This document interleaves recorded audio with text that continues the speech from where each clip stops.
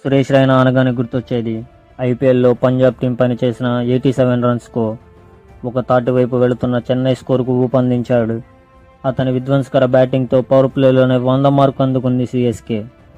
ఇప్పుడు మనం చూస్తున్న ఎస్ఆర్హెచ్ టీం బ్యాటింగ్ గ్యాంగ్స్టర్స్ అయితే ఆయనే నిజమైన ఓజీ, ఒరిజినల్ గ్యాంగ్స్టర్. ధోని కూడా కొన్ని సందర్భాల్లో టెంపర్ లూజ్ అయి ఉండొచ్చు, కానీ ఈయన మాత్రం చాలా కూల్గా తన పని తాను చేసుకుంటూ పోయాడు. టీంలో టాప్ ఆర్డర్ నుంచి లోయర్ మిడిల్ ఆర్డర్ వరకు ఏ పొజిషన్లో అయినా బ్యాటింగ్ చేయగలడు.